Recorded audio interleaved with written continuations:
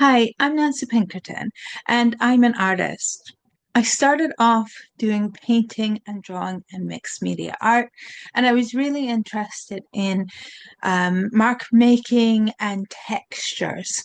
So I went to university in Canada, where I am originally from, and to study fine arts. And while I was there, I was introduced to photography.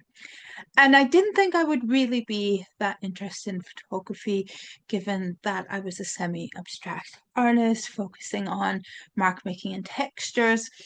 But I was introduced to using photograms and pinhole cameras first, and I really saw the power of using the photographic medium and cameras to create something that is new and different. I really like lens distortion and using a slow shutter speed to capture movement. And I also love the ability to use more than one image to tell a story.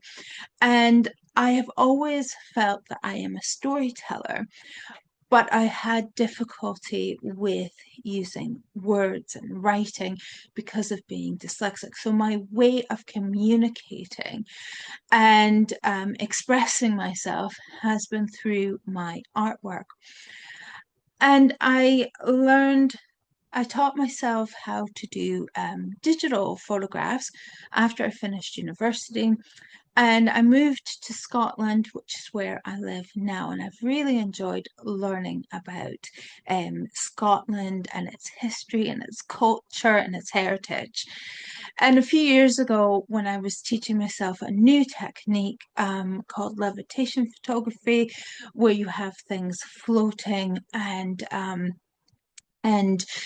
you're using supports like fishing line and bottles or things like that, I came up with this idea to use my art to tell stories from history. And I started with a collection of images which are called Scotland's Chequered Throne, and that title has now been trademarked. I also achieved a distinction, an associate distinction from the Royal Photographic Society for this collection. And the idea behind this collection of images is that they're all set on a chessboard using a playing card that featured a different Scottish monarch. And each image tells a story about that Scottish monarch and a story from history. And together they tell the story of the succession of Scotland.